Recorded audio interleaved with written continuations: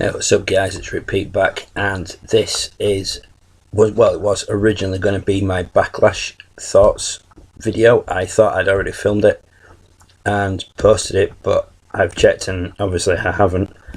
But given the fact that me NXT Chicago video didn't get many views, I think it's only like one. I'm not sure if that's because I posted it too late or whether it's just like people are sort of losing interest.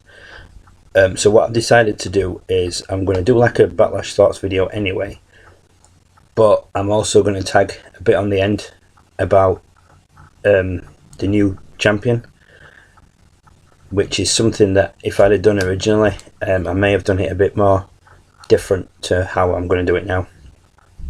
So without further ado, I'll flick through very quickly the event itself and what I thought of it, and then I'll get to the back end, the main event, and then go on to my thoughts about it and see how it goes. So obviously the first match was Nakamura and Dolph Ziggler. I actually recently attended a WWE event in Sheffield. Some of you may have seen the video that I posted up with photographs and bits of footage that I filmed from there. Like it's in the video, I apologise, but it does look like we were a million miles away, but we weren't. I honestly need a phone with a better camera, so I think when my upgrade is due, that's going to be my priority. I actually got to see Ziggler, like I was saying, and Nakamura face off there, and when Nakamura's music hit, I got goosebumps. My friend who I was with, after the match, we'd sort of turned to each other and said, I never thought I'd see Shinsuke Nakamura wrestle, because I never thought that he'd come to WWE. I'd seen his New Japan Pro Wrestling stuff, and I honestly never, like I said, never thought I'd get to see him wrestle, but I have. And like I say, as soon as his music hit and he came out, I just had goosebumps.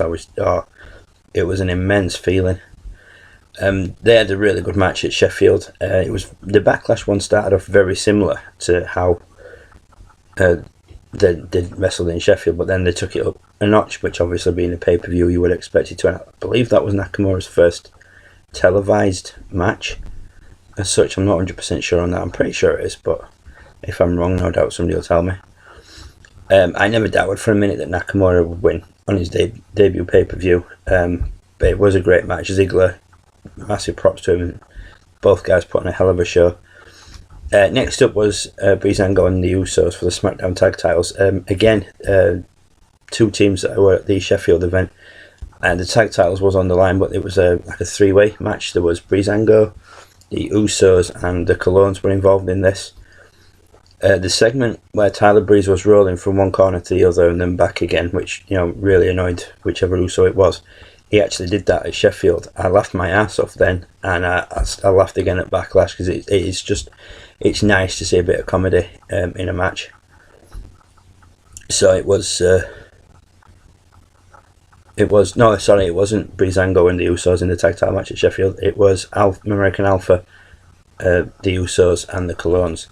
Breezango teamed up with Ty Dillinger and took on the Ascension and Aiden English. But yeah, the segment in that section with I believe it was Connor of the Ascension. I really liked it. I liked Tyler Breeze dressing up, coming in as the janitor and then dressing up as the old woman. The comedy element was pretty cool. It's something you don't often see on WWE TV. Again, I said to my friend who I was with at the time, Lee, I said it's nice to see a bit of comedy in a match.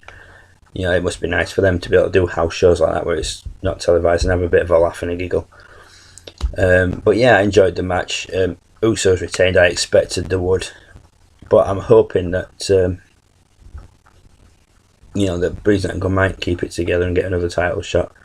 I haven't actually watched last week's SmackDown yet, I must admit. I'm a week behind.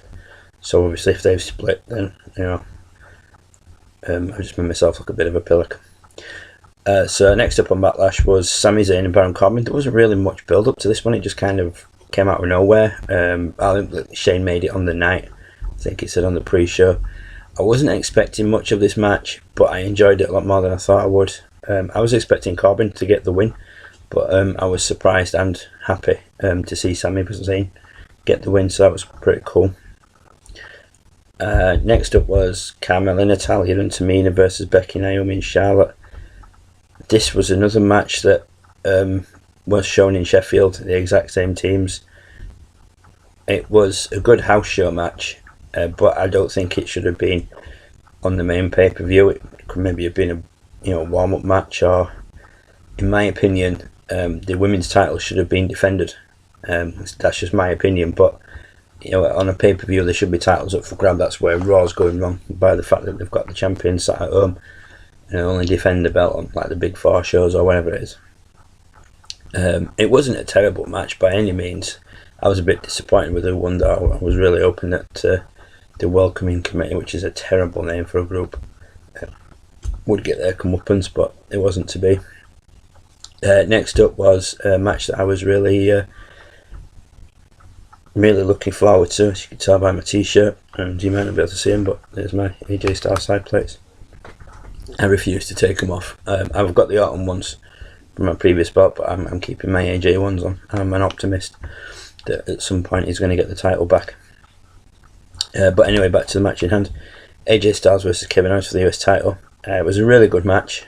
It ended cheaply though, but that fits Owens' heel character. It was a bit of a screwy ending, Styles getting his foot caught in the hole on the table and getting counted out. I was hoping Styles would be the new US champion. Wasn't to be though, but still, like I said, an enjoyable match. Maybe Styles will get another shot further down the line, or maybe he'll move back up to world title contention. Next up was Rowan and Harper. Again, another match I saw in Sheffield, but it had the opposite result on SmackDown Live, which they faced up on. No, bear with me. My mind's gone to mush. Yeah, Rowan versus Harper. Eric Rowan won at Sheffield, I think. No, he did. Harper won at Sheffield. I believe they had this same match on SmackDown TV, SmackDown Live, and I think Eric Rowan won. And then at this pay-per-view Backlash, yeah, Harper beat Eric Rowan. The match at Sheffield was great. This one was really good. It was absolutely, like, as JR would have said, a slobber knocker, just hitting everything. And as JBL would say, there was blocking each other's punches with the faces. It was a really hard hitting match. They put on a hell of a match. Both guys for their sizes. They mentioned it on commentary, but you've got to appreciate how agile these two guys are. The drop kicks and the jumping around, especially Harper. I think Harper may possibly become a WWE champion at some point. Rowan, I'm not so sure on. I can't see why he wouldn't. They just need to develop his character a little bit, and but definitely Rowan will be a US title or mid-card title holder at some point. I'm sure of it. But I think Harper, given the fact that he was sniffing around the WWE title with the whole Bray Wyatt and Randy Orton storyline, I can't see why Harper won't get put back into title contention. I've done it again. Contention. That leads up to the main event.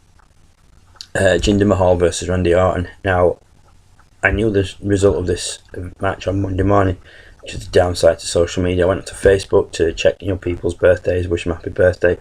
First thing that pops up was a picture of Jinder Mahal with the title, and I was fuming. However, I've sort of, like I said, this is why I'm glad I've done the video now, come to realise that Jinder Mahal is not the worst choice. It just seemed a bit weird that he's gone from being a jobber on Raw, where he was getting beaten by everybody, and then he jumped to SmackDown, and the next thing you know, he's #1 contender. A lot of people have said it's due to the massive deal that WWE have got going on in India, and that wouldn't actually surprise me. That they've just put the belt on him until this deal's done, and then they'll take it off him. He did it the typical heel way with the Patel cousins, Singh brothers, his little helpers, the Singh brothers, helping him. What I don't get is why the referee didn't throw the match out when Jinder Mahal's goons pulled him out of the ring after he got RKO'd. 9 times out of 10 that would have been an instant sort of, they'd have been thrown out, or the match would have been thrown out or something. But, it wasn't to be. He ended up getting the win. And like I said, the Monday morning I was fuming. A lot of people were posting pictures of me, and I was like clicking the angry icon on Facebook. And the only solace I've personally got in it is that hopefully it'll only be a short title run. I've heard on various YouTube shows that I've watched that apparently the plan is for him to keep the belt until Royal Rumble. That seems like an excessive amount of time for somebody who's come out of obscurity, you know, come out of, like I said, being a jobber to become a world champion. I was hoping that maybe SummerSlam, he'd lose the title to AJ Styles, or maybe lose it back to Randy Orton, or maybe even, you know, like I said, you know, not long as he give Luke Harper a push now and have him go up against Jinder Mahal. I think Royal Rumble is realistically a long time for Jinder Mahal to be champion. I'm hoping it'll only be short term, and it's only while they've got this massive deal in India done and sorted and everything's done, then they'll take the belt off him. But you know, he's the current WWE champion. It's what it is. It's WWE. They like to throw the old curveball, annoy people, as it were. But yeah, that's pretty much it. That's my my thoughts on Backlash and the Jinder Mahal title thing. Like I say, I'm hoping it's a short one, but it's like a friend of mine in one of the belt groups I'm in on Facebook, a guy called Craig Payne. Hi Craig, if you're watching. He mentioned a comment, I'm sure it was him that commented and said that finally we've got a champion that we can hate, because it's been a long time since there's been a guy that you really want to see lose the belt. And I pretty much concur with that. It has been a long time since we've had a champion that everybody's just like, will somebody please take the title off this bastard? And I think Mahal is going to be the champion that we want to see lose. So yeah, that'll do it, guys. That's my Backlash video. I did post a video a couple of hours ago, a few hours ago now, with the Kenny Omega theme music. It's the first time I've done one of those videos. I'm going to see how it goes down, and I'm going to see what happens, whether I get it removed due to copyright issues or whatever. But if it stays up, I might post a few more of those occasionally, you know, people or, you know, individual wrestlers that I really like, or whatever, tag teams, etc., factions whose music I really like. Obviously I won't be able to do any WWE ones because they're really strict on it. They can get pretty arsey about things. So, but yeah, that'll do it for now, guys. I'll be back.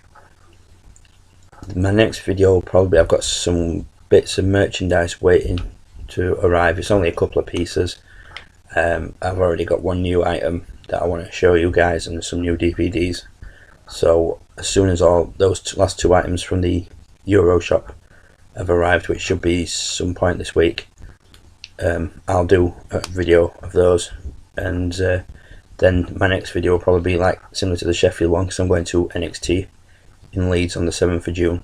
So I'm hoping to get plenty of pictures and videos, etc. from there. So yeah, that'll do it for now, guys. I'm going to wrap this video up. I've been going on for a bit now. So yeah, I'll catch you soon with my next video. As always, guys, take care. See you later.